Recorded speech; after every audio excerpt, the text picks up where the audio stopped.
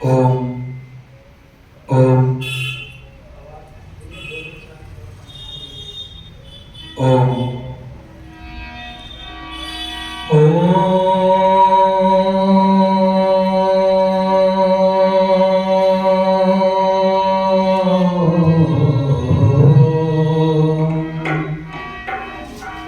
यामि मां पुष्पितं वाचं प्रवदन्ते या विपस्सिता वेदवादं रता पार्थ नान्यस्ति वादिना। ये भटक समाज गया चारों ओर अंधियारा, पंडे और पुजारियों ने लूट लूट खाए थे।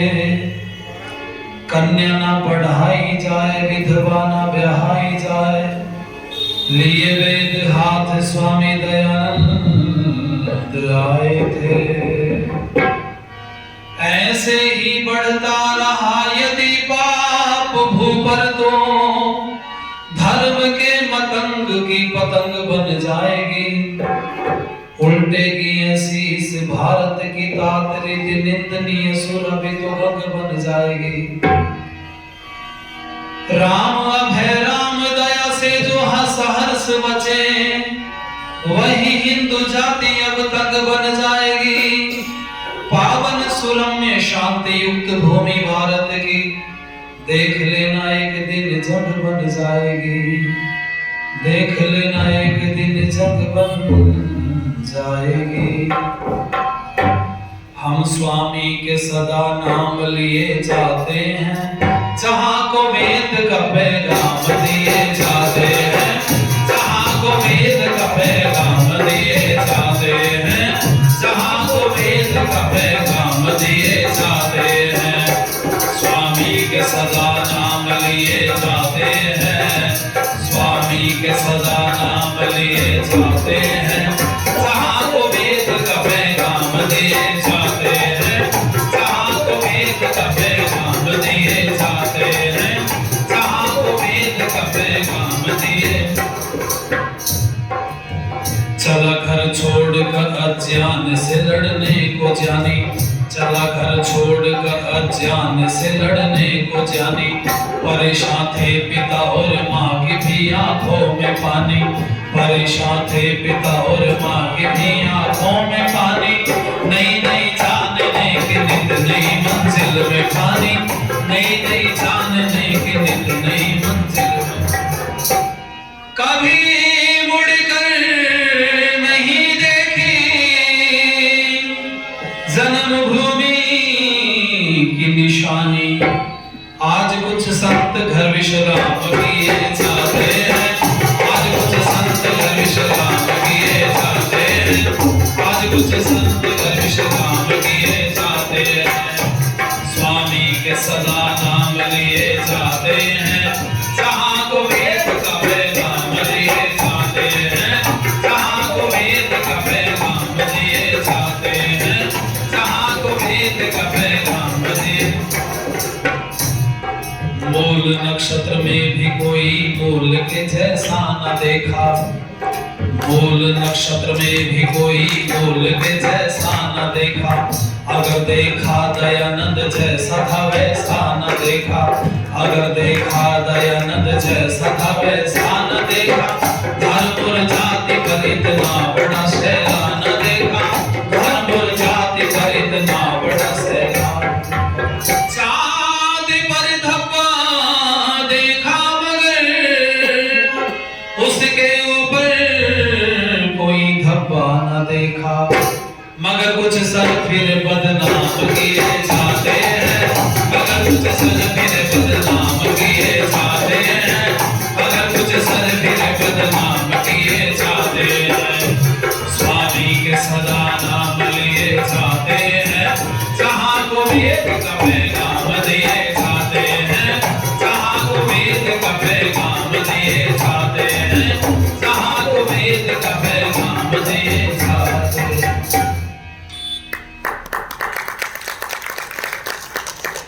हमारे बीच में मेरे से पूर्व जिनका आप लोगों ने भजन सुना सारगर्भिता से ओतप्रोत आदरणीय महात्मा कल्याण जी, ढोलक पर साथ दे रहे भाई विनीत गिरी जी और आर्य समाज के वरिष्ठ सम्मानित सदस्य श्री धर्म प्रकाश जी, प्रधान श्री श्रीचंद चौहान जी, उप प्रधान आनंद प्रकाश त्यागी जी, उप प्रधाना श्रीमती रजनी महाजन, कार्यक्रम के संयोजक आदरणीय श्री आरपी सिंह चौधरी जी,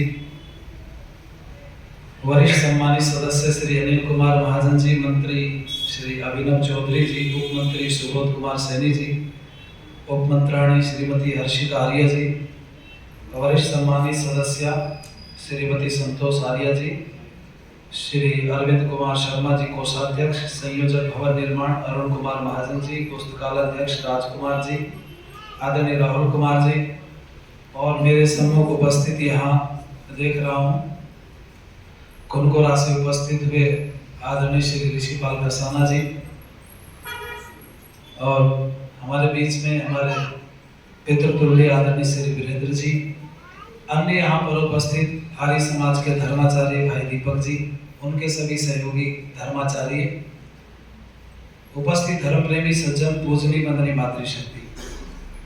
जब हम इकट्ठे बैठते हैं तो भगवान की बड़ी कृपा होती है और उसमें बड़ी कृपा तब होती है जब हम किसी प्रसंग को लेकर के जीवन को सार्थक करने के लिए चर्चा करें।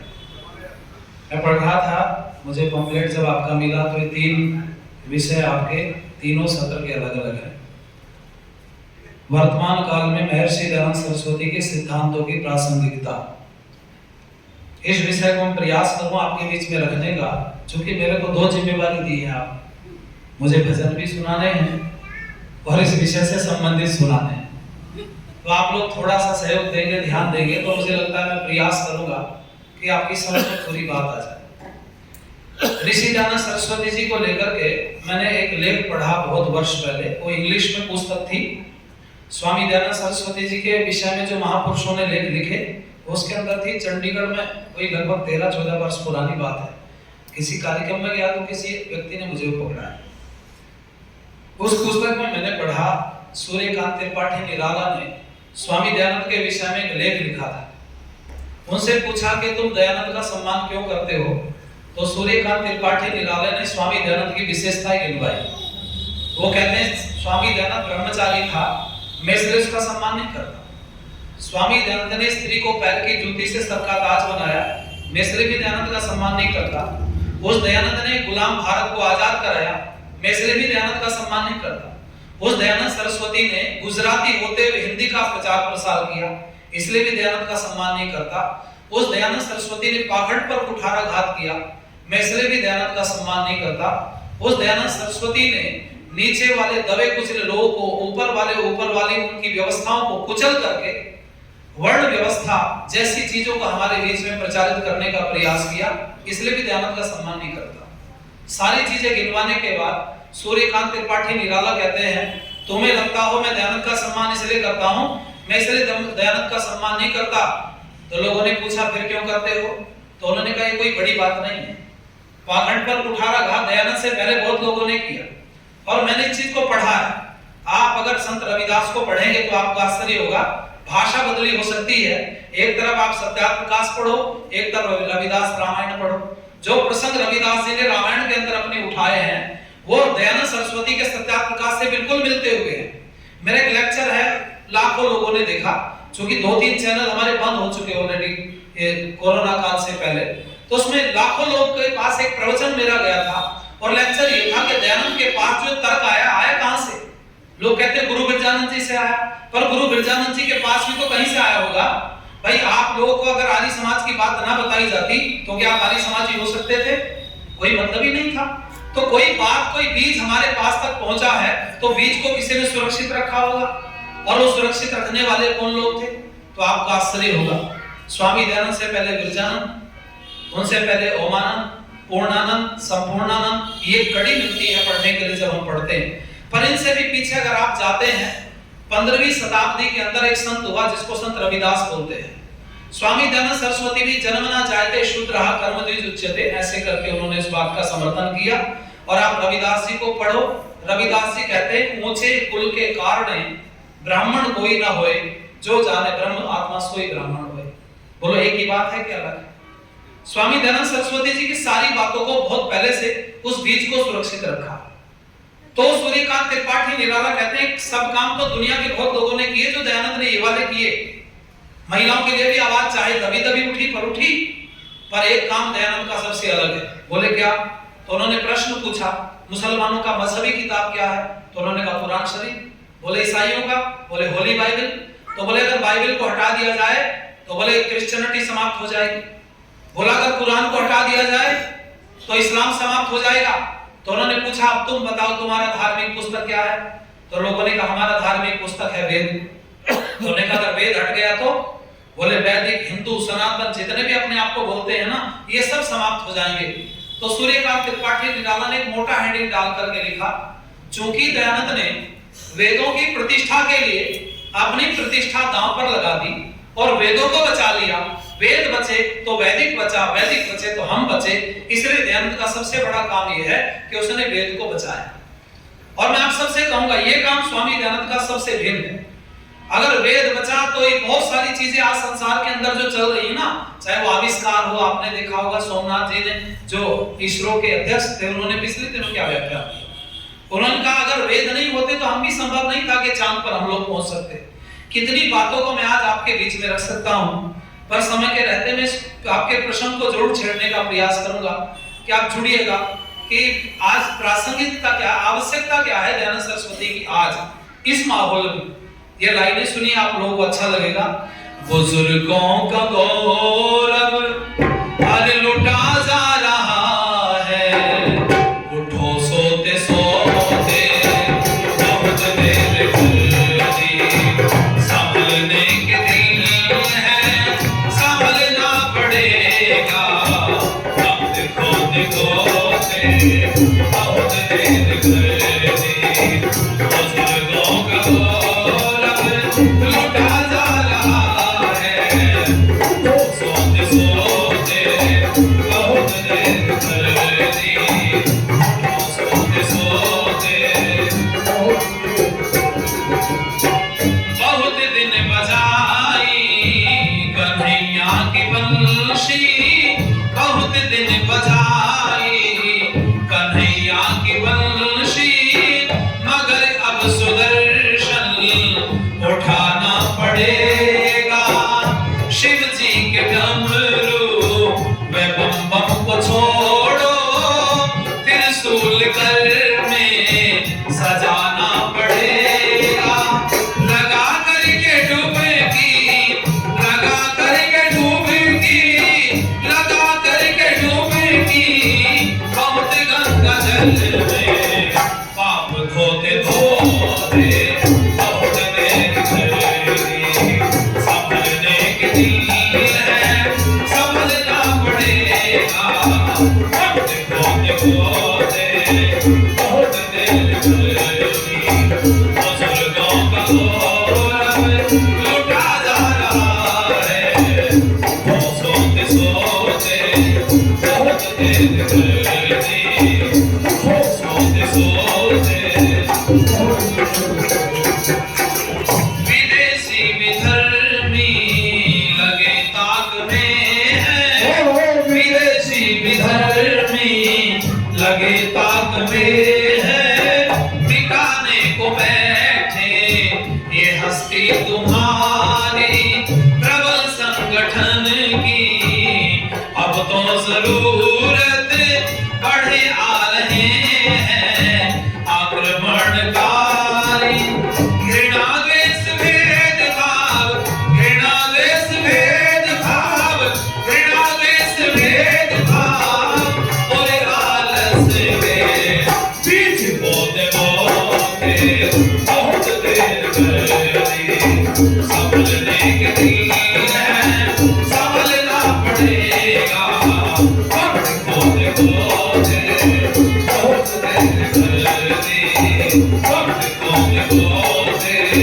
बहुत देर गुजरी, सोते सोते बहुत देर। इसलिए सावधान किया, उस समय के प्रसंग को देखो, दयानंद ने क्या काम किया, क्या उन चीजों का समाधान हो चुका है। तो मैं 3 चीजें आपके बीच में रखूं, 3 विषय, उनको सुनो ध्यान से। स्वामी दयानंद सरस्वती के सामने 3 कार्य बड़े अनैतिक हो रहे थे बड़ी तेजी से। एक तो ये था कि 144 लोग उस समय पर रोज धर्म परिवर्तन करते थे जब 17-18 करोड़ भारत की जनसंख्या थी, और 234 किताबें हमारे महापुरुषों के खिलाफ लिखी जा चुकी थी।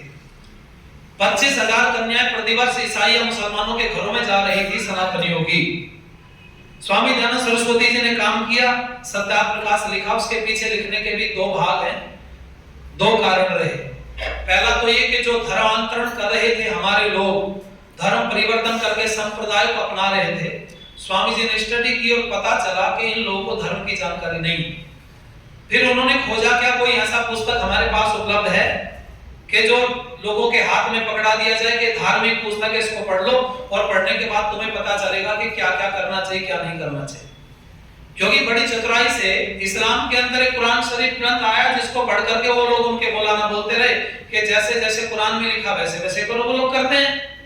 ईसाइयों की बाइबल में जो जो लिखा है, उनके पॉप वगैरह जो होते हैं पादरी, वो सब बोलते हैं कि जो बाइबल में लिखा वैसे वैसे करो। अब हमारा वाला कैसे करे? समस्या ये है, चलो यहाँ आर्य समाज में बैठे एक रूपता है, आप बाहर निकलो तो जो पंडित जी के हाथ अगर आप लग गए पौराणिक के, तो भगवान ही मालिक है फिर आपका। क्या क्या करना है, कैसे करना, क्या परिस्थिति, फिर उसके हाथ में सब सत्ता चलती है। कितना बहकाया जाएगा। मैं एक उदाहरण आपको दूं। आज दोपहर को मैं भोजन करके लेट गया कमर सीधी करने के लिए, तो मैंने मोबाइल पे देखा तो एक अनिरुद्धाचार्य जी का आजकल एक जेल में उन्होंने कथा की, जेल वाली वायरल हो रही है। एक स्त्री ने अपने पति को मार दिया काट के, वो जेल काट रही, वहां 9 साल की जेल उसको हुई, छोटे छोटे बच्चे छोड़ के आ। उसने कहा गुरुजी मेरा प्रश्न यह है, क्या इसी जन्म में मोक्ष हो सकता है किसी व्यक्ति का? तो उसने कहा क्यों नहीं हो सकता? तो उसने कहा उसके लिए क्या करना पड़ेगा? तो उसने कहा कि कृष्ण भगवान की शरण में चले जाओ, और जब उनकी शरण में चले आओगे तो वो तुम्हें माफ कर देगा। मतलब गुरुजी मंच पर बैठ करके ये भेद नहीं कर पा रहे कि मनुष्य में परमात्मा में अंतर है। तो मनुष्य के पैर पकड़ लोगे वो तो तुम्हें माफ कर सकता है, लेकिन परमात्मा ने तो पैर ही नहीं बनाए, कहीं कहां जाके पकड़ोगे? कहीं पैर नहीं उसके, कहीं सर नहीं है। कुछ लोग कहते तिलक लगा दो भगवान के माथे पर सब ठीक हो जाएगा। मैं कहना चाहूंगा समस्या जो कि क्यों उस समय पर इससे भी ज्यादा विशाल खड़ी थी। दयानंद सरस्वती जी ने सत्याप्रकाश के 10 समोल्लास लिखे। पहले क्या है? सनातन धर्म जिसको हम लोग कह रहे हैं, वैदिक धर्म, उसकी मान्यता है। फिर बाद के जो 4 समोल्लास थे वो उनको आईना दिखाया जो हमारे खिलाफ लेख नहीं उठा करके कुछ भी लिख देते थे। आपने पढ़ा होगा सीता का छिनाला, कृष्ण तेरी गीता जलानी पड़ेगी, कितने ग्रंथ लिखे गए। मैंने बहुत सारे पुस्तकों को पढ़ा। एक समय मेरे जीवन का ऐसा मैंने बहुत किताबें इकट्ठी की, तो मुझे लगता है कि 2-2.5 हजार अभी मेरे पास हो सकता है पुस्तक इकट्ठी हो। भरा पड़ा है कांड, वो पीछे से निकलेगी, पढ़ते रहे तो वो रखी रही ऐसे संभाल संभाल के देखते हैं, दोबारा से उनको मौका मिलता है तो रिवीजन हो जाता है एक बार। मैंने प्रयास किया वो पढ़ने का। आपको क्या लगता है कि जो स्थिति आज सनातन धर्म में देखी है, ये भी देखने के लिए नहीं मिलती? या तो मस्जिदों में नमाज पढ़ रहे होते लोग, या चर्चों में प्रार्थना कर रहे होते। स्थिति इतनी खराब थी, और महात्मा गांधी ने तो बोल दिया था ये जो दलित हैं इनको बांट लिया जाए, कुछ को मुसलमान बना दो, कुछ को ईसाई बना दो। क्यों? कि हिंदू इनके ऊपर बड़े अत्याचार करते हैं, हिंदुओं के अत्याचार से बच जाएंगे। पर गांधी जी ने कभी इस्लाम पर क्रिश्चियनिटी पर स्ट्रेटजी नहीं की। मैंने की, मैं आपको बता रहा हूं, वहां जो निचले वर्ग का व्यक्ति वो आज भी निचला ही है। मैंने कश्मीर में देखा पिछले दिनों, 2-2.5 साल से वहां काम कर रहे हैं, तो मुस्लिम गुजरों के बीच में जाते हैं। एक व्यक्ति के पास हम मिलने गए मुस्लिम गुजर से, तो मैंने उससे पूछा, मैंने कहा यार मैंने तुम्हारा पता पूछ लिया टेलर से। तो उस टेलर ने कहा कि जी ऐसे से आगे एक चौक आएगा, वहां से आप राइट हैंड हो जाना। तो मैंने टेलर को बोल दिया आप भी गुजर हो क्या? बस इतना बोलना था, वो तो भड़क गया। इतना भड़का मैं तुम्हें गुजर दिखाई देता हूं। मैंने कहा फिर तुम क्या हो? तो उसने कहा कि मीर साहब है। मैंने कहा मीर साहब कौन होते? बोले बड़े लोग होते हैं जैसे तुम। उसने सोचा पंडित जी, उसने कहा जैसे तुम ब्राह्मण हो ना हिंदुओं में, ऐसे हम होते हैं मुसलमानों में। पता चला बहुत ऊंच नीच है। छोटी बिरादरी से जाकर के कभी व्यक्ति पादरी थोड़ी बन सकता है। हाँ, वो हालेलुया बोल सकता है, वो प्रार्थनाएं करा सकता है, और आधिकारिक रूप से उसको वहां जगह वो नहीं मिलेगी, वहां जाके उसको वही छोटा काम करना। स्थिति बिगड़ी हुई है। मैं कहना चाहूंगा ये समस्या जब बढ़ रही थी तो स्वामी दयानंद सरस्वती ने 4 बात के समोल्लास आईने के रूप में लिखे और उन्होंने कहा तुम हमारे ऊपर लेखनी बाद में उठाना, पहले अपने गिरिमान में झांक करके देखो। और इसका लाभ ये हुआ कि स्वामी दयानंद सरस्वती के सत्याप्रकाश लिखने का जो 144 लोग रोज धर्म परिवर्तन करते थे उसमें बहुत कटौती हो गई और लोगों ने घर वापसी शुरू कर दी। आपकी जानकारी के लिए बताऊं, संसार में पहली घर वापसी, संसार क्यों बोल रहा हूं, क्योंकि धर्म परिवर्तन हुआ उसके बाद वापस लोग नहीं आए। अगर आए किसी तरीके से तो दयानंद सरस्वती लेकर के आए और पहली शुद्धि स्वामी दयानंद सरस्वती जी ने देहरादून में की थी। उस मुसलमान को शुद्ध करके नाम रखा था अलगधारी, समझ गए आप?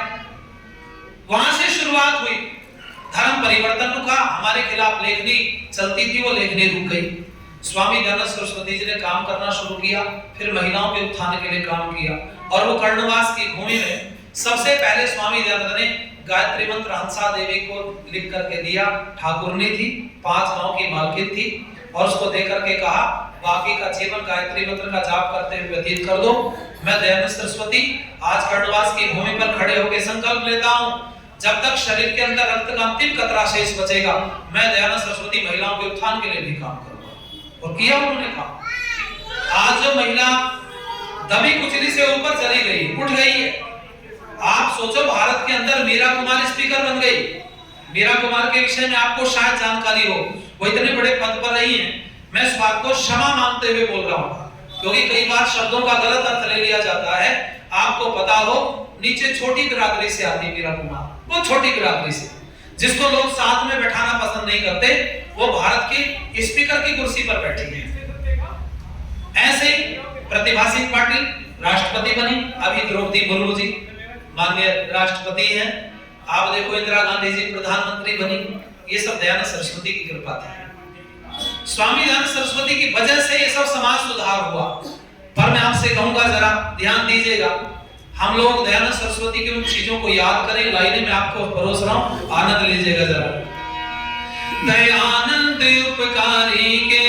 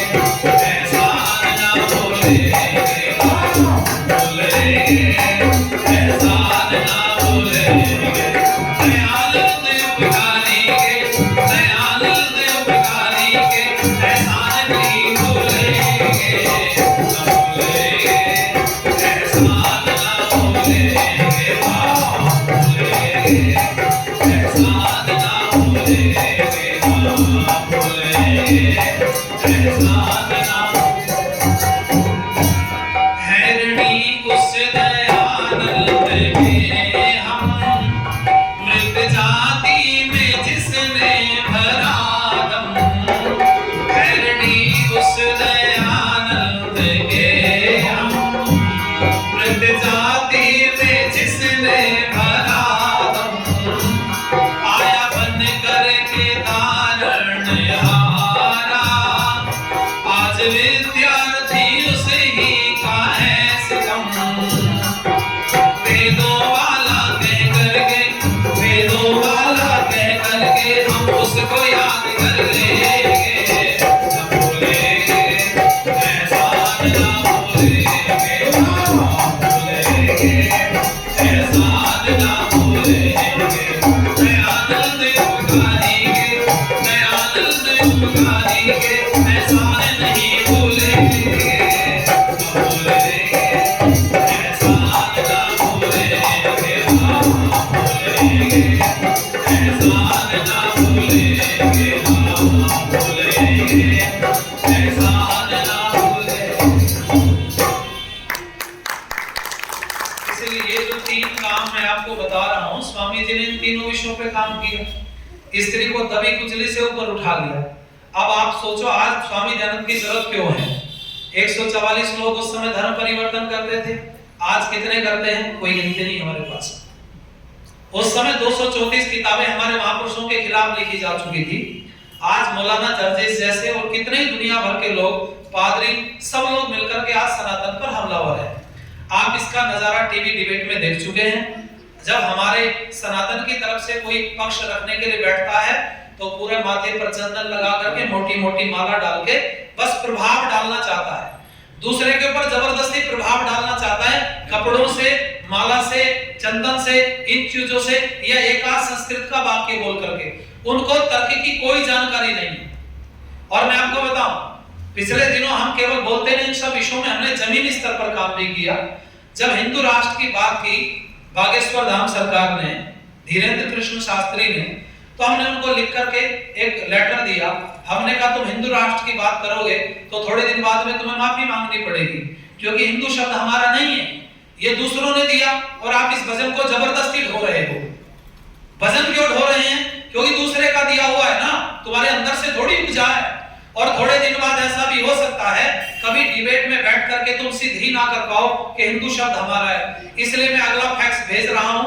उस फैक्स में हमने हेडलाइन करके मोटी मोटी और कुछ पत्रक निकाल करके, जिसमें सत्याग्रह प्रकाश और सारी चीजों के उदाहरण दे करके हमने कहा अगर तुम हिंदू राष्ट्र की बात करते हो तो ठीक है, चलो अब हिंदू शब्द को कैसे छोड़ो, क्योंकि लाखों फॉलोअर पड़े हुए हैं, पर एक हमारे कहने से वैदिक शब्द को इसके साथ जोड़ लीजिए, तुम्हारी कटती गर्दन बच जाएगी। जिस दिन शास्त्रार्थ होगा तो कहते ना हिंदू प्रचलन थे था, इसलिए मैंने हिंदू जोड़ लिया। वैसे हम हिंदू नहीं, हम तो वैदिक हैं। और उसके बाद में बागेश्वर के शब्दों में परिवर्तन आया। आज वो हिंदू राष्ट्र की बात नहीं करते, वैदिक हिंदू सनातन राष्ट्र की बात करते हैं। आपने सुना होगा, सुन लीजिए। दूसरा, कई बार ये डिबेट में जाने लगे ठाकुर देव के नंदन, तो हमने देखा बहुत बार मुंह की खाई इन्होंने। महात्मा कल्याण जी ने मेरे से कहा विद्यार्थी तुम्हें बैठना चाहिए। हमने कई बार प्रयास किया जोड़ने का, तार नहीं जुड़े, क्योंकि ये जो अंतरराष्ट्रीय स्तर की इलेक्ट्रॉनिक मीडिया है उनके चुनिंदा लोग होते हैं और विश्वास पात्र होते हैं। उनको ये भी पता रहता है कि जो बुलाया हमने, चाहे मौलवी है, पादरी है, कोई भी है, कि वो हद पार नहीं करेगा। उनको एक व्यवस्था दी जाती है। तो हमने उसके लिए दूसरा माध्यम ढूंढा। आर्य संदेश टीवी चैनल पर 2023 में मैंने 76 डिबेट की, मेरे पास पूरा उसका डाटा है। हमने उसको निकाल करके दूसरों को भेजा। और जब देवकीनंदन ठाकुर ने मुंह की खाई तो हमने पूरा का पूरा डाटा देवकीनंदन ठाकुर को दिया। हमने कहा अपनी जब कथा भागवत की करते हो तब भागवत की बात करना, लेकिन डिबेट में जाते हो तो हमारे बिना तुम्हारी कटती गर्दन बचने वाली नहीं है। अगर सहारा हमारा लेकर के और सनातन की विजय हो जाए तो इसमें हानि क्या है? हमने भेजा और देवकीनंदन ठाकुर ने आर्य समाज के बहुत सारे उदाहरण लेकर के पिछले दिनों डिबेट में अपनी जान बचाई। तर्क लिए उसमें से, मजबूरी है सबकी। मैं आपसे कहूंगा 144 लोग धर्म परिवर्तन करते थे, आज कोई गिनती नहीं कितने कर रहे हैं। 234 किताबें उस समय काउंटिंग की, लेकिन आज तो कोई गिनती नहीं है कितना आपके खिलाफ लिखा जाता है। आप सोशल मीडिया पर उठा करके देखो, फेसबुक पर पूरे चैनल बने हुए हैं जो आज समाज का भी बाइकाट कर रहे हैं, साथ साथ सनातन का तो विरोध कर ही रहे हैं। आर्य समाज का भी बाइकआउट कर रहे हैं। क्यों? क्योंकि उनको पता है, और कुछ लोग फेक आईडी बना करके आर्य समाज को सनातन से जुदा या वैदिक से या हिंदू से इन सबसे अलग एक खड़ा पक्ष करने के मूड में है। उसके पीछे कारण क्या है? उनको पता है जिस दिन इन सनातनी हिंदुओं को पता चल गया कि आर्य समाज ही तुम्हारी रक्षा कर सकता है, उस दिन मामला गड़बड़ हो जाएगा, और जितने मुसलमान सभी सुन करके या धर्म परिवर्तन किया, ये सब वापस दोबारा सनातन में चले जाए। तो वो क्या काम करते हैं? वो हिंदू वर्सेस आर्य समाज, इसको वो सामने खड़ा करते हैं। दयानंद सरस्वती की आवश्यकता आज इसलिए है, जो कि स्वामी दयानंद तो नहीं है, लेकिन उनके विचार तो हमारे पास में है, और वो विचार जन सामान्य तक कैसे पहुंचे, उसके लिए बहुत माध्यम हमें बनाने पड़ेंगे। आज मैं कहूं आप लोगों से, हम केवल एक जगह से बैठ करके एक मोर्चे पर लड़ाई नहीं लड़ सकते। इसके लिए आपको कुछ दिनों पहले पीएफआई पर एक बैन लगा था, पॉपुलर फ्रंट ऑफ इंडिया। आपने देखा एक संस्था चलती थी जो कह रही थी कि 2047 तक हम पूरे राष्ट्र को इस्लामिक राष्ट्र बना देंगे। बहुत सारे लोगों पर रेड पड़ी, उनमें से बहुत जेल चले गए। सरकार ने कहा पीएफआई पर बैन हो गया, पर हम जमीनी आपको खबर देते हैं, पीएफआई पर 5% भी बैन सरकार नहीं लगा पाई। तो हमने कागजों पर, कंप्यूटर पर, ऑफिस पर बैन लगाया है, लेकिन उसका काम तो जमीनी स्तर पर है, उसको आप कैसे रोक सकते हैं? और मैं आपसे कहूंगा सनातन को भी इन सब चीजों को चाहिए, हमें जमीनी स्तर पर काम करना पड़ेगा। पिछले दिनों अभी मिर्जापुर में थे, शिवरात्रि को भी, तो एक मंदिर है शिव जी का बहुत बड़ा पहाड़ी पर ऊपर, तो जिनके हम ठहरे हुए थे उन्होंने कहा चलो घूमने हमारे साथ। वहां 50,000 लोग आए होंगे। हमने कहा छोटे छोटे गांव में यहाँ 50,000 कहां से आ गए, पहाड़ी क्षेत्र है। तो चलो हम जब गए तो वास्तव में 50,000 होंगे भाई, बहुत भीड़ थी। मैंने देखा सीढ़ियों के ऊपर कुछ सफेद कपड़े पहन करके नौजवान खड़े हैं, और उनके हाथ में पंपलेट है। प्रचार के तरीके बता रहा हूं आपको। वो नौजवानों के हाथ में पंपलेट देते हैं और पूछते तुम्हें पता है शिव कब आए, कौन थे शिव, कितना पुराना है शिव। जब ये बात पूछते थे 2-3 प्रश्न चलते चलते सीढ़ियों पर 500 सीढ़ी चढ़नी पड़ती कम से, तो कहता भाई मुझे तो नहीं पता, लो एक पेपर पकड़ो और देखो वो जब नीचे सीढ़ी से उतरोगे ना, उधर टेंट लगा, उस टेंट में आना। अब आपको बताऊं कौन थे? ब्रह्म कुमारी। और मैं आपको बताऊं जरा सुनिए, वहां जब बोलते जा रहे थे तो मैंने सोचा इधर से चले जाते हैं भाई, बवाल ना हो, ज्यादा अच्छा है। हम लोग चले गए। जब मैं वापस आया तो मैंने कहा मैं इनको जवाब दूंगा, सुनो। जो हमारे साथी गए थे वो खड़े हो गए और मैंने उनको जवाब दिया। वो जो वहां उनके नौजवान खड़े हुए थे सफेद कपड़े पहन के, मैंने कहा भैया एक प्रश्न है आपसे जरा सा छोटा सा। बोले क्या? मैंने कहा कितने पुराने हैं शिव जो आपके हैं? कहने लगे जी 5000 साल पुराने शिव हैं। तो मैंने कहा यार तुम तो बिना मतलब शिव को छोटा बोला करने में लगे हुए हो, क्यों इन भोले लोगों को बहका रहे हो? जो लाखों साल पहले शिव पैदा हुआ इस भारत भूमि पर, उसे तुम 5000 साल पुराना बताते हो? शर्म आनी चाहिए। बस इतना बोल रहा था, पैर उखड़ गए। मैंने कहा तुम्हें अगर सच्चा शिव जानना है ना, कौन है, तो रात को हमारे सत्संग में आना, हम बताएंगे तुम्हें सच्चा शिव कौन। एक शिव परमपिता परमात्मा का नाम भी है, एक शिव वो भी है जो कैलाश पर्वत पर रहता था, पर दोनों एक हो गए हैं। जैसे राम नाम तो दशरथ के बेटे का भी है, पर कुछ लोगों से पूछें तो कहते हैं राम तो परमात्मा का नाम है, बोलते कि नहीं? ये मिक्सअप हो गया है, दोनों चीजों को मिला लिया गया। जबकि शिव कौन थे?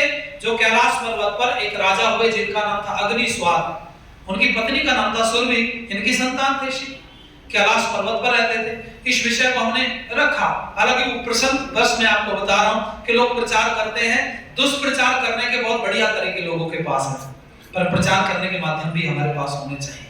मैंने देखा बड़े बड़े लोग, अधिकारी, उनके एजुकेट लोग खड़े होकर के प्रचार करते हैं और जाते हैं, वो भीड़ इकट्ठी जहां मिल जाए उस भीड़ में जाकर के प्रचार प्रसार करते हैं। हम लोगों के पास एक छोटी सी समस्या ये है कि हम कोई व्यक्ति अगर हमारे हाथ लगे तो हम उसका कचरा नहीं छोड़ना चाहते, हम उसको पूरा ज्ञानी बनाना चाहते हैं। अभी अगर तू मेरे हाथ लगा है तो मैं तुझे पक्का बना के छोड़ूंगा। अब उसके पास इतना टाइम होता नहीं सुनने का। हमने भी अपना वीडियो का कल्चर बदल दिया। कुछ समय पहले, कुछ महीने पहले तक घंटों घंटों की वीडियो आती थी हमारी, तो लोग देखते थे, पर हमने इसको फिर 1-1 मिनट की करके डालनी शुरू कर दी। और जब से 1-1 मिनट की डाली है, आपका आश्चर्य को 48 घंटे 50-50 हजार लोग जुड़ जाते हैं चैनल से। अक्टूबर से अब तक 11 लाख से ज्यादा लोग चैनल से जुड़ गए। तो छोटी चीज पसंद करता है व्यक्ति, हम भी प्रचार के माध्यम छोटे अपनाएं, छोटी बात हो।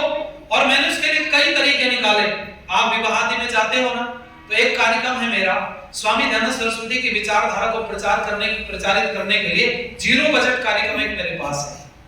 क्या नाम दिया मैंने? Zero budget. अब आप कहोगे जीरो बजट क्या है, और जीरो बजट को आप सुनना चाहते हो तो पहले लाइनें सुनिएगा, आप लोगों को अच्छा लगेगा। आज सब अरमान धूमिल हो गए, समझा था कि हम भी काबिल, समझा था कि हम भी काबिल हो गए। आज सब अरमान धूमिल हो गए, आज सब अरमान धूमिल हो गए, आज सब अरमान धूमिल हो गए। समझा था कि हम भी काबिल, समझा था कि हम भी काबिल हो गए। आज सब अरमान धूमिल हो गए, आज सब अरमान धूमिल हो गए, आज सब अरमान धूमिल।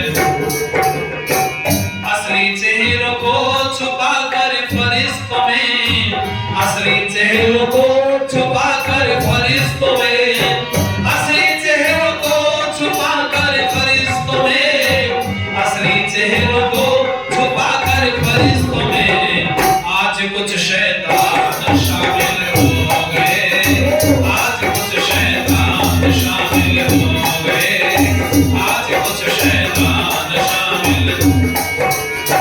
लाखों में दो चार भी ढूंढो अगर, लाखों में दो चार भी ढूंढो अगर, लाखों में दो चार भी ढूंढो अगर, लाखों में दो चार भी ढूंढो अगर, मिलने अब इंसान मुश्किल हो गए, मिलने अब इंसान मुश्किल हो गए, मिलने अब इंसान मुश्किल। गैरों से शिकवे गिले हम क्या करें, गैरों से शिकवे गिले हम क्या करें, गैरों से शिकवे गिले हम क्या करें। अब नहीं नादान कातिल हो गए, अब नहीं नादान कातिल हो गए। समझा था कि हम भी काबिल हो गए, आज सब अरमान धूमिल हो गए, आज सब अरमान धूमिल हो गए, आज सब अरमान धूमिल हो गए। तीसरा विषय मैं आपको बता रहा था महिला सुधार का, उत्थान का। स्वामी जी ने उत्थान किया महिलाओं का, खूब उत्थान हुआ। मैंने एक काल आपको गिनवा दिया, महिला उत्थान होकर के इस भारत के सर्वोच्च शिखर पर बैठी। लेकिन अब क्या है, अब उत्थान इतना ज्यादा हो गया है, अब हाथ जोड़ के बैठाना पड़ रहा है, नीचे आओ थोड़ा। क्यों जी? यही तो प्रयास है। आज तभी कुचले नहीं स्त्री। अच्छा, स्त्रियों पर अत्याचार हो रहे हैं या पुरुषों पर भी हो रहे हैं? बोल नहीं रहे आप। मतलब समस्या ने केवल रूप परिवर्तित किया, खड़ी तो है ना समस्या। मैं कहूं आपसे, इसका भी समाधान स्वामी दयानंद जी ने दिया। उन्होंने कहा घर का क्लेश अगर खत्म करना है तो संस्कार विधि पढ़ाओ। और आपको बताऊं, रंग रूप का कभी मिलान मत करो, लंबाई का मत करो, क्वालिफिकेशन का मत कीजिएगा, उम्र का मत कीजिएगा। अगर मिलान करना है तो गुणों का कर लो, गुणों का मिलान हो गया तो सारी समस्या समाप्त हो जाएगी। और स्वामी दयानंद सरस्वती ने बड़ा बल इस चीज पर दिया। उन सब चीजों को आज प्रचारित करने की आवश्यकता है। वो जीरो बजट कार्यक्रम हमारे क्या हो सकते हैं, ये सुनिएगा। इतना बड़ा पेपर 1 रुपए में बन जाता है, केवल 1 रुपए में तैयार होता है इतना बड़ा पेपर। आप और अच्छे से बनाओगे इसको तो 5 रुपए में हो जाएगा, और बढ़िया से बनाओगे तो 10 रुपए में हो जाएगा। बहुत सुंदर सीनरी लेकर के, और उसके नीचे 5-7 बातें केवल आर्य समाज की आप लिखिएगा। अगर आप देवता का शब्द का अर्थ जानना चाहते हो, या देवता लिख दीजिए, उसके आगे डैश डैश लिख दो, जो जीवन देता है वो देवता होता है। कुछ 5-7 चीजें अच्छी लिखिए, उसके ऊपर कोई सीनरी आदि कुछ इस तरह का बना करके लोगों को दे दो। और मैं कहूं, जब आप विवाह आदि में जाते हो तो मैंने पौराणिकों को प्रचार करते देखा। आपको बताऊं, बिजनौर में बहुत वर्षों तक झगड़ा चलता रहा। 2 सभाएं चलती थी आर्य समाज की, आर्य प्रतिनिधि सभा की। हम लोगों ने इंटरफेयर किया, और 2017 में वहां से फिर हम लोग कूदे बीच में। हमने दोनों पक्ष पकड़ के बैठा लिया, ऐसे चादर बिछी थी। मैंने कहा भाई एक क्यों नहीं होते हो? तो उन्होंने कहा ये हमें काम नहीं करने देते। हमने पूछा तुम क्यों नहीं होते? उन्होंने कहा ये हमें काम नहीं करने देते। मैंने कहा ठीक है भाई। मैंने पेंसिल ले ली और डायरी ले ली। मैंने कहा अपना काम गिनवाओ, जो जो तुम्हारा काम इन्होंने नहीं होने दिया हो मुझे बताओ। कहने लगे जी कुछ भी नहीं हो। मैंने कहा बताओ ना तुम कर क्या रहे थे, जो तुम काम करना चाहते थे और इन्होंने रोका, वो बताओ मुझे तुम। पता चला दोनों खाली काम ही नहीं, झगड़ा तो इसी बात का, काम होता तो झगड़ा थोड़ी होता। मैंने कहा सुनो हमारा फरमान चलेगा, एक सभा रहेगी, 2 साल जवाबदेही रहेगी, अगर काम नहीं कर पाया व्यक्ति इस्तीफा देगा, नहीं तो अगली बार हर मीटिंग में आकर के बताना पड़ेगा पिछले महीने मैंने क्या किया। झाड़ू लगी एक ही बार में सभा हो गई बोली जी। और आपको बताऊं हमने मेरे को आर्य समाज ने जिला प्रतिनिधि सभा ने वेद प्रचार अधिष्ठाता बना दिया। हालांकि कोई पद नहीं, पर हमें मौका चाहिए था एक काम करने के लिए। हमने बिजनौर के 96 गांव में प्रचार किया, जहां समाज नहीं पहुंचा, और उसके लिए हमने बहुत, आप सोच नहीं सकते, न्यून से न्यून खर्च में हम लोगों ने कार्यक्रम किए। 2-3 बजट मेरे पास है। एक तो है दीवार लेखन कार्य, आप दीवार लेखन कार्य कर सकते हैं, आपके पास युवा होते हैं, विद्वान होते हैं, बहुत लोग होते हैं, आप जाओ ना अच्छे से किसी गली कहीं मोहल्ले में और पूरी दीवार मत पोतो किसी की, एक छोटी सी लाइन लिख करके दीवार पर चले आओ और जब नीचे एक नंबर डाल दीजिए, वो नंबर ऐसा हो जिस पर हर समय कोई भी फोन करे, बात करे और वो बोले कि भाई आप आर्य समाज में ही बात करिए हमसे। हमारे पास कोई ऐसा साधन हो। दूसरा मैं आपको बताऊं, आप पम्पलेट सब पा करके लोगों में बांटिए। मैंने पुराणिकों को काम करते देखा, वो भीड़ लगी है, विवाह में लोग आए और उसने कुर्सी डाल ली और बैठ गया गुरुजी का चेला, और जब कोई आया तो उसको कह रहा भाई आओ बैठो, और फिर बोलना शुरू कर दिया, हम तो बहुत गरीब थे, हमारी बेटी का तो विवाह नहीं हो रहा था, हमारे घर तो खाने के दाने नहीं थे, मकान भी हमारा कच्चा था। लोग कहते हैं भाई फिर क्या हुआ, कहने लगे हमने गुरुजी का गुरु मंत्र ले लिया, सब ठीक हो गया। आप बताओ उस भीड़ में जो 5-7 आदमी बैठे या 20 बैठे थे, उनमें से एक आध उसकी तरफ रुझान होगा या नहीं, बोलो भाई। आपकी तरह आदि समाजी थोड़ी है वो जो बैठे सुन रहे हैं वो आदि समाजी नहीं है, वो आसानी से फंस जाते हैं जाल में। और उसने इतनी बात बोली तो कोई ना कोई उसके जाल में फंसेगा, और जब फंस जाएगा तो 0 बजट कार्यक्रम सफल हुआ कि नहीं, बोलो। अरे जवानी तो हिलाई उसने। क्या हमारे वाले लोग कहीं भीड़ में जाकर के इस बात को बोलते हैं? जब से मैंने हवन करना शुरू किया है मेरे बारे न्यारे हो गए। अगर आप इस बात को लाल लोगों के बीच में जाकर के बोलते तो मुझे ऐसा लगता है लोग निश्चित रूप से आपके पीछे लगते। ये संसार पीछे लगू है, और मैंने बहुत लोगों को पीछे लगते देखा। आप उन्नति करो, किसी को मत बताओ मैंने उन्नति की कैसे की, लोग तुम्हारे पीछे पड़ करके तुम्हारा रास्ता अपने आप अपना लेंगे। हम लोगों को बुलाते हैं, बोलते हैं ना, तो उनको ऐसा लगता है मुझे टारगेट किया जा रहा है। मैं आप लोगों से कहूंगा ध्यान दीजिएगा, लेखन कार्य हो, सोशल मीडिया के माध्यम से बैठ करके छोटी छोटी बातें प्रचारित की जाए, बहुत बड़े स्तर पर प्रचार ना किया जाए। सिद्धांतों का प्रचार आर्य समाज की 4 दीवारी के अंदर हो, पर जन सामान्य के लिए तो छोटी छोटी कोटेशंस होनी चाहिए जो पढ़ करके एक ही बार में व्यक्ति का जीवन परिवर्तित। और हुआ भी ऐसा ही। आर्य समाजी जो लोग बने वो व्याख्यानों से नहीं बने, कभी सुन रहे हो आप चाहे स्वामी दर्शनानंद जी के व्याख्यान को उठा करके पढ़ो, एक ऐसा डाकू रोशन सिंह जो बदल करके ठाकुर रोशन सिंह बन गया, कितना सुना था उसने? 3 घंटे व्याख्यान चला, 3 घंटे नहीं सुना। उसने कितनी लाइन सुनी? स्वामी जी ने बोले, स्वामी दर्शनानंद जी ने, अवश्य में भोक्तव्यम कृत कर शुभाशुभम, जो भी काम करते हैं अच्छे बुरे हमें भोगने पड़ते हैं। इसी बात में फंस गया, स्वामी जी के पीछे पड़ गया। स्वामी दयानंद जी ने एक लाइन बोली थी, झेलम शहर में प्रवचन हुआ स्वामी जी का, कौन नहीं जानता अमीचंद मेहता को? क्यों जी, व्याख्यान सुना क्या स्वामी जी का उसने? ये जरा सी लाइन सुनी, बोलो। अमीचंद मेहता ने कभी इस बात का जिक्र अपने जीवन में नहीं किया कि मैं स्वामी दयानंद के व्याख्यान को सुनकर के निहाल हो गया ना। उसने कहा एक बात बोली दयानंद ने, तू है तो हीरा पर। स्वामी श्रद्धानंद जी, क्या पूरा व्याख्यान समझ में आया स्वामी दयानंद श्रद्धानंद जी के? स्वामी दयानंद ने बोला, घंटों बोला, उसकी समझ में कुछ नहीं आया। और जब स्वामी दयानंद सरस्वती जी के पास में कुछ प्रश्न लेकर के पहुंचे तो जरा सा ही तो वार्तालाप हुआ था, क्या पूरे के पूरे व्याख्यान ने बदला? नहीं, जरा सी बात बोली उसी से बदल गया। हम इस रास्ते को अपनाना चाहिए। और मैंने बहुत सारे लोगों को, क्रिश्चियंस को और बहुत लोगों को ये सब कामों को करते देखा है। इसलिए आइए जरा ध्यान दीजिएगा, ये लाइनें सुनिए, आप लोगों को बल मिलेगा। अपनी ही निगाहों से हमने अपना ये चमन जलते देखा, अपनी ही निगाहों से हमने अपना ये चमन जलते देखा, अपना उपवन जलते देखा,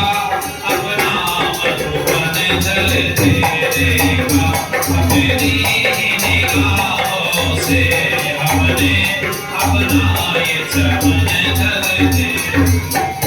खामोश रहे कुछ कह न सके दौलत के दीवानों से।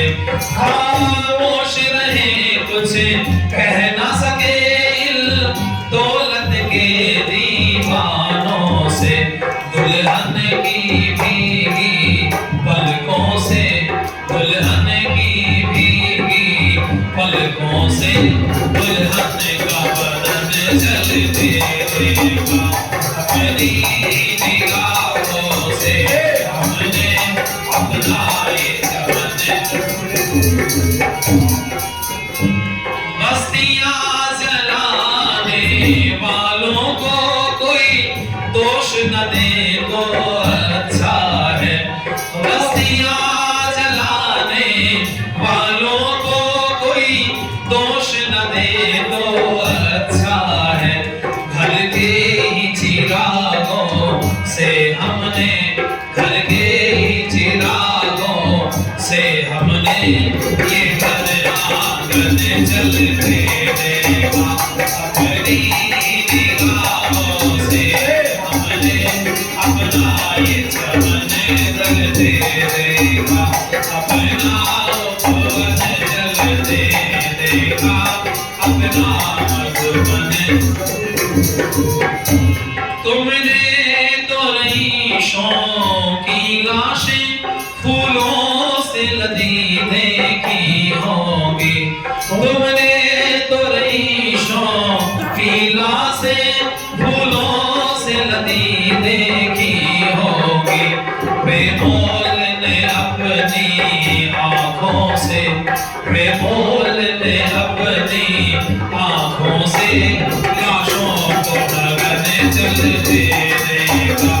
अपनी निगाहों से हमने अपना ये चमन जलते रहेगा। अपना पवन जलते रहेगा, अपना मधुबन जलते। आज स्वामी विवेकानंद को जन सामान्य तक पहुंचाने के लिए कुछ रास्तों की आवश्यकता है। चूंकि स्थिति जो की त्यों 10 बनी हुई है, समस्या बढ़ करके आई है, घट के नहीं आई। भारत का राजा बैठ करके चंदन माथे पर लगा करके एक लोटा शिवलिंग पर जल चढ़ा देता है, तो भारत के लाखों युवा फिर कांवड़ लेने हरिद्वार से जाते हैं और उस शिवलिंग पर जल चढ़ाते हैं। काश वो राजा बैठ करके सुबह शाम की 16-16 आहुतियां दे करके छोटे से हवन कुंड में आहुति दे के बोल देता, ऐसे आहुति देना हमारी पुरानी संस्कृति है। रामचंद्र जी ने यही काम किया था। जो राम और कृष्ण के भक्त बनना चाहते हो तो ये काम करो। बोलो लाखों लोग लग सकते थे कि नहीं बोलो। पर जो समस्या है, पाखंड है, बड़ी तेजी से बढ़ करके हमारे सामने आ रहा। और हम क्या है, हम दूसरों का तो विरोध कर सकते हैं पर अपनों का विरोध बोलो नहीं कर सकते।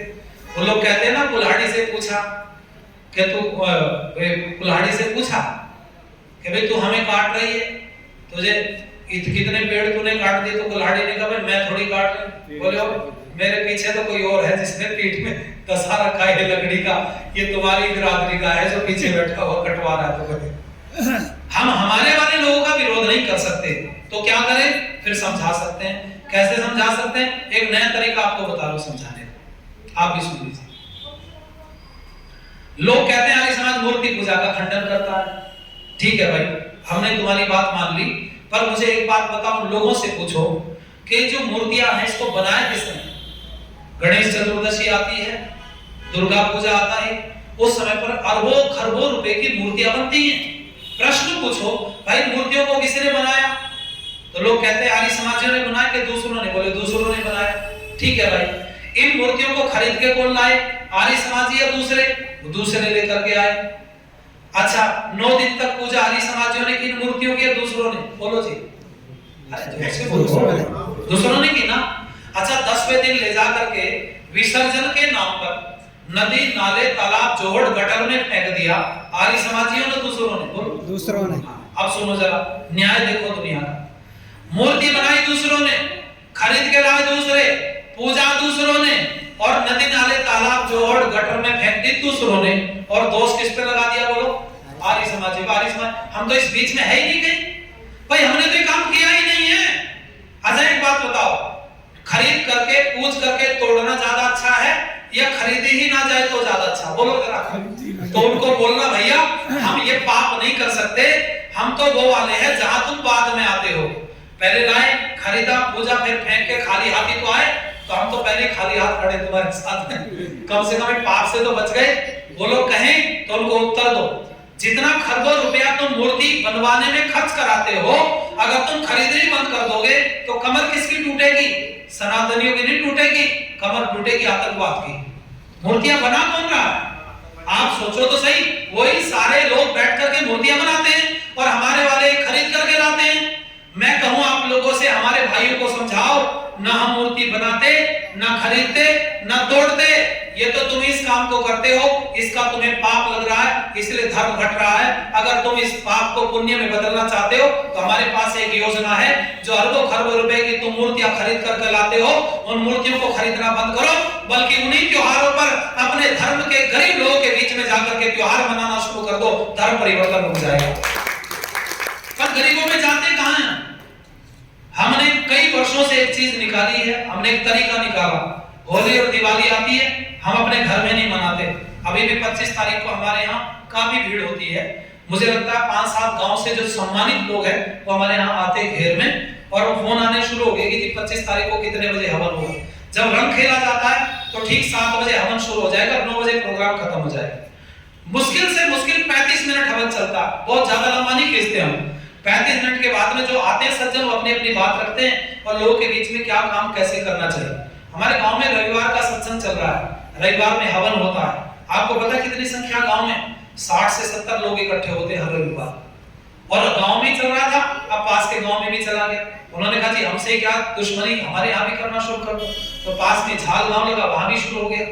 मैं कहना चाहूंगा आप लोगों से, हमें हमारे धर्म के लोगों के साथ संवाद बढ़ाना पड़ेगा। और अगर हम संवाद नहीं बढ़ा पाते हैं तो समझना हम संकुचित होते होते बिल्कुल खत्म हो जाएंगे। आर्य समाज के विचारधारा का मिसयूज होने लगा है। आपकी बात लेकर के निरंकारी मिशन बन गया तो जी, उसके बाद निराकार कहां से आया? निराकार शब्द कहां से आया? आपको पता है पूरी डीड किसने लिखी? निरंकारी मिशन की डीड लिखने वाला आर्य समाजी व्यक्ति। और वो मुझे कब पता चला? जब मैंने प्रस्तावना पढ़ी तो प्रस्तावना में नाम लिखा हुआ था उसका, फिर आके लिखा था आर्य। पता चला आर्य समाजी व्यक्ति था, पर पता नहीं कुछ हुआ होगा मनमुटाव कहीं से, तो गुरुजी के साथ में जुड़ करके बता दिया ईश्वर तो निराकार है। और निराकार को पंजाबी निराकार बोल नहीं सकते तो वो निरंकार बोलते। उनको जीभ तोड़ करके बोलने की आदत है, तो वो निरंकार शब्द बोल दिया। इतना प्रचलित हुआ, लाखों लोग जुड़ गए पीछे। बोलो यही बात दयानंद सरस्वती जी ने की कि नहीं की? पर हम बड़ी चीजें ना लेकर के अगर छोटी चीजें लें तो निश्चित रूप से भला हो सकता है। और आपको मैं कहूं, राजनीतिक सहारा लेने की आवश्यकता नहीं। अगर राजनीति के भरोसे हम लोग बैठ करके काम करें तो मुझे लगता है फिर खत्म हो जाएगी कहानी। राजनीति पर विश्वास मत करना, क्योंकि भारत बर्बाद ही राजनीति से हुआ है। वो दूसरे मत मतांतर वाले कभी राजनीति का सहारा लेकर के अपने मत मतांतरों को नहीं बढ़ाते। हमारे वाले तो वोट डाल करके 5 साल बैठ गया, जो कुछ करे दिल्ली वाले करे, हम क्यों करें? क्यों जी? गड़बड़ होता है। सुनो ये लाइनें आपको बता रहा हूं। सत्ता में एक के बाद एक आते चले गए, इस देश को कंगाल बनाते चले गए, इस देश को कंगाल बनाते चले गए। सत्ता में एक के बाद एक आते चले गए, इस देश को कंगाल बनाते चले गए, इस देश को कंगाल बनाते चले गए, इस देश को कंगाल बनाते चले। और सुनिएगा जरा लाइनें। अपने घर में ही भेद कर दिया। ये लाइन आप पूरी करना समझे, ठीक है? थोड़ी देर के लिए कभी बच जाओ, आधा मिनट के लिए। अपने घर में ही भेद कर दिया, अपने घर में ही भेद कर दिया। जिस थाली में खाया, ठीक है? अपने घर में ही भेद कर दिया, जिस थाली में खाया उसी में छेद कर दिया। एक दूसरे पे दोष लगाते चले गए, इस देश को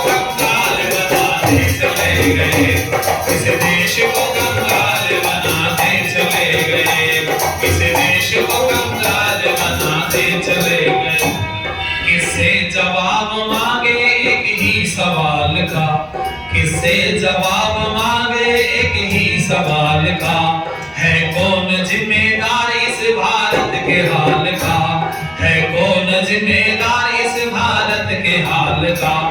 अन्ना व रामदेव भी आगे चले गए, एक दूसरे पे दोष लगा के चले गए, सत्ता में के वादे गाते चले गए, इस देश को कंगाल बनाते चले गए, इस देश को कंगाल बनाते चले गए, इस देश को कंगाल बनाते चले गए। हम दूसरों पर आधारित हैं और समस्या कहाँ है? यहाँ है समस्या। जो सुधार करना चाहता है उसके पास अधिकार नहीं है, और जिसके पास अधिकार है मेरे से ही तो लेता है। धन्यवाद। और जो सुधार करना चाहता है उसके पास अधिकार नहीं है, जिसके पास अधिकार है वो सुधार की तरफ चलना नहीं चाहता। इस स्थिति को समझना पड़ेगा। और मैं आपको बता रहा था कि आप जो हमारे सनातनी या लोग हैं, अपने आप को हिंदू कहें, परिभाषित तो उन्हीं को हम कर रहे हैं शब्दों से। हमारे घर समस्या होती है तो हम सड़क पे चिल्लाते हैं, क्यों जी? घर में समस्या होगी सड़क पर चिल्लाएंगे मुनि जी, और मिठाई आएगी तो घर में धस के खाएंगे। यही है। मैंने एक बार ईद पर देखा कुछ लोगों को, तो वो छपड़े में उन्होंने मांस के टुकड़े भरे हुए थे और ऊपर को कपड़े से ढका हुआ, और दरवाजा खटखट करते, और जिसका दरवाजे पर वो महिलाएं आती या पुरुष जो भी आता उसको बोलते बर्तन लेके आओ। वो बर्तन लाता, उसके बर्तन में डाल देते टुकड़े और आगे निकल जाते। मैंने पकड़ लिया आगे, मैंने कहा भाई सुनो, ये क्यों कर रहे हो, ऐसे क्यों बांट रहे हो? तो उन्होंने कहा जो ये उनके यहाँ पर जो आप बोलते हैं ना जिबा किया जाता है तो जो नहीं कर सकते तो उनके लिए क्या काम करें? कुर्बानी नहीं दे सकते तो वो उनके पास पैसा नहीं है, तो हम जो कुर्बानी देते हैं उसमें से सबको दे देते हैं। और वैसे भी आपको बताऊं, चंदा डाल के भी कुर्बानी होती है ज्यादातर। मोहल्ले के 10-20 नौजवानों ने 500-1000 रुपए इकट्ठे किए और छोटा मोटा पकड़ लिया, घर तक काट के कुर्बानी दे दी, फिर उसको काट दिए, डिस्ट्रीब्यूट कर देते। वो तो हो गई बात खत्म। लेकिन मैंने फिर एक तरीका निकाला, वर्षों पुरानी बात है। हमने संकल्प लिया बुद्धि आज के बाद अकेले त्योहार नहीं मनाना। क्या करें? तो जितनी औकात है उतना खर्च करेंगे। आप 100 रुपए खर्च कर सकते हो तो 2 रुपए वाले 50 बिस्किट आ जाएंगे, 5 रुपए वाले खरीदोगे तो 20 आ जाएंगे। तो जी आप 20 बिस्किट के पैकेट लो, एक थैले में डालो। आप बहुत खर्च नहीं कर सकते तो जहां गरीब बस्तियां ना, मलिन बस्तियां हमारे धर्म के लोगों की, जो ईसाई बन रहे हैं रोज, जो मुसलमान बन रहे हैं, त्योहार के दिन उनके घर पर जाओ, उनकी चारपाई पर बैठो वहीं और बच्चों को बांटो, और वहां हाथ जोड़ के कहो हम तुम्हारे लिए परमात्मा से प्रार्थना करेंगे कि तुम साल भर सुखी रहो, अगले त्योहार फिर तुम्हारे साथ मनाएंगे, और गायत्री मंत्र पढ़ लो या ईश्वर स्तुति के मंत्र बोल दो। कुछ बोलकर उनको लगे ये व्यक्ति हमारे पास आया, निस्वार्थ आया, न इसको वोट चाहिए, न नोट चाहिए, न हमारी किसी ताकत की जरूरत है, बस ये इसलिए हमारे पास में आया कि हम इसके धर्म के व्यक्ति हैं। अगर आप ये सफेद बढ़िया चमकीले कपड़े पहन के उनके घर चले जाओगे तो मैं गारंटी लेता हूं जिसके पास आप चले गए ना, 1 साल तुम्हारा इंतजार करेगा, धर्म परिवर्तन नहीं करेगा, कम से कम 1 साल इंतजार करेगा। पर हम कहां जाते? इस बार हमारी जो दिवाली आई वो एक अद्भुत तरीके से हमने बनाई। जो सोशल मीडिया पर लोग मेरे से जुड़े उनको सब पता चलता रहता है। हम 8 गांव में गाड़ी लेके घूमे, आप सोच सकते हो। जहां जहां हमारे मिलने वाले थे हमने वो सोन पापड़ी के 2-4 डब्बे बड़े बड़े रख लिए 5-5 किलो की गाड़ी में, और मैं मेरा एक स्टूडेंट था, अनुज विद्यार्थी, दोनों निकल गए और गाड़ी रोकते थे। वो वीडियो बनाया, जानबूझ के वीडियो बनाई, लाइव हुए। उसके पीछे कारण केवल इसलिए नहीं कि हम बांट रहे हैं, हमने करोड़ों रुपए का काम थोड़ी किया। हम इसलिए नहीं मिठाई बांट रहे कि हम वीडियो में जाएंगे लोग हमारी प्रशंसा करेंगे, नहीं, हम इसलिए वीडियो बना रहे हैं उसको देख करके आप जैसे और सब लोग उससे प्रेरणा लेकर के इसी तरह से काम करना शुरू करें। हम त्योहार दूसरों के साथ मिलकर के मनाएं, और अगर हम इतना काम करना शुरू कर दें तो जिनके पास आप मिलना बैठना शुरू करते हैं वो आपके साथ जुड़ जाता है, फिर हमारे उसके बीच की खाई खत्म हो जाती है। स्वामी दयानंद सरस्वती ने खाई दूर की थी, आपको याद है? कर्णवास में स्वामी दयानंद बैठे थे, याद करो उस नाई को जिसका नाम था उमेदा। क्यों जी? उमेदा नाई आया, हाथ जोड़ के खड़ा रहा, स्वामी जी ने कहा अंदर आओ।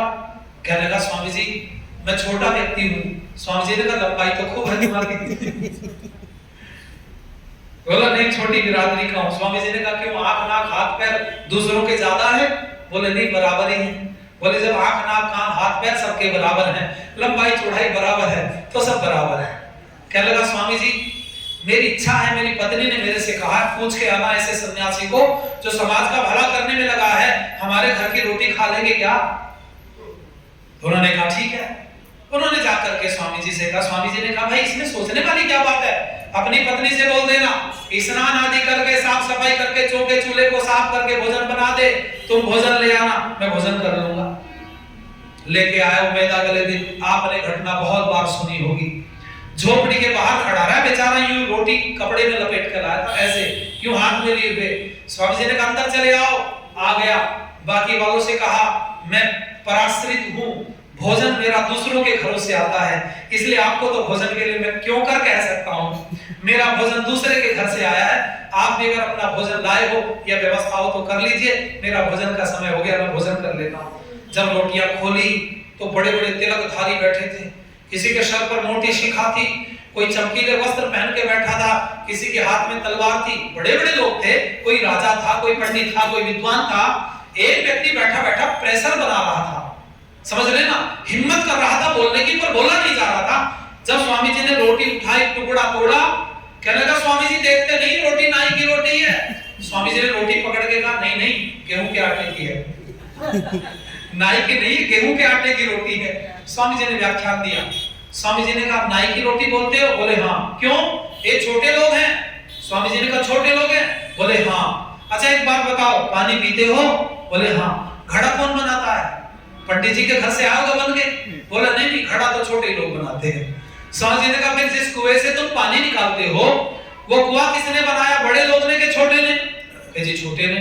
वो डोर किसने बनाई? बोले छोटे ने।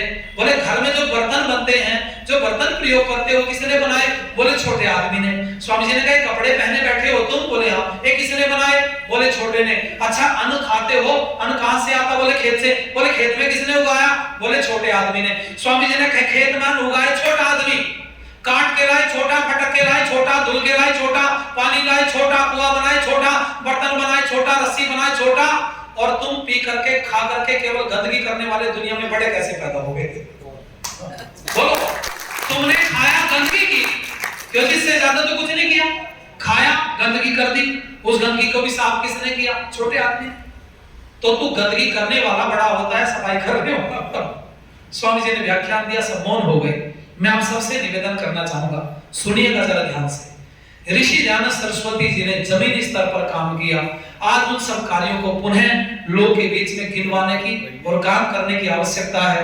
हमारे बीच में हमारे बहुत पुराने मित्र, बहुत सारे लोग ऐसे जिनसे हमारी खूब घुटती है, और इसलिए नहीं घुटती कि वो और हम आर्य समाजी हैं, इसलिए भी नहीं घुटती है कि हम और उनको एक मंच मिलता है, बल्कि इसलिए हमारी और उनकी घुटती है क्योंकि जो विचार, जो आग हमारे अंदर लगी है, वही विचार और वही आग आचार्य शिव पूजन जी के अंदर लगी है।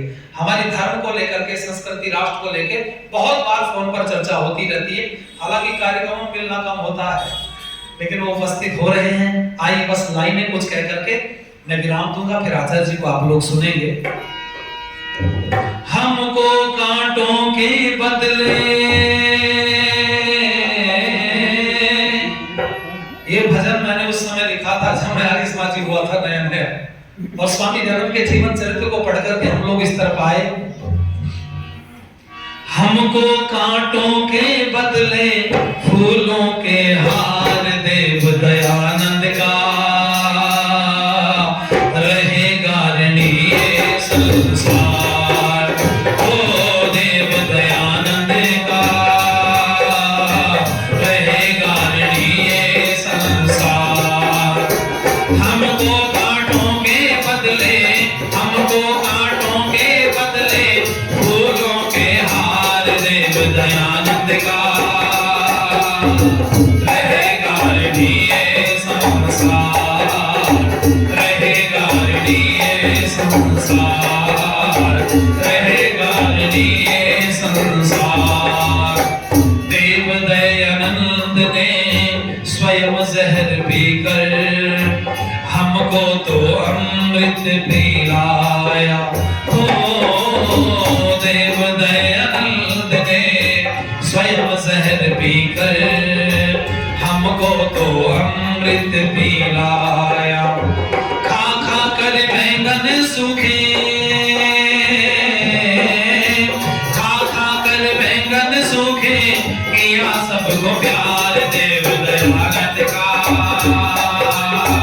रहेगा ये संसार, रहेगा सत्य के प्रचार में, धर्म के व्यवहार में कई परेशानियां थी झेली हो। सत्य के प्रचार में, धर्म के व्यवहार में कई परेशानियां थी झेली। अंत समय तक किया, अंत समय तक किया सत्य का प्रचार देव दयानंद का। रहेगा ये संसार, रहेगा ये संसार, रहेगा ये संसार। देव दयानंद की प्रेरणा से हमने सत्य का प्रचार है अपनाया हो। देव दयानंद की प्रेरणा से हमने सत्य का प्रचार है अपनाया। मिलकर विद्यार्थी उसके, मिलकर विद्यार्थी उसके गाओ उपकार देव दयानंद का। रहेगा ये संसार, हमको कांटों के बदले, हमको कांटों के बदले फूलों के हार देव दयानंद का। रहेगा ये संसार, रहेगा ये संसार, रहेगा ये संसार। किसी ने लिखा था, गम की अंधेरी रात में मन को ना ये बेकरार कर, सुबह जरूर आएगी, सुबह का इंतजार कर। आप लोगों ने बड़ा धैर्य रख करके सुना। हृदय से आपका आभार व्यक्त करते हुए वाणी को विराम देता हूँ।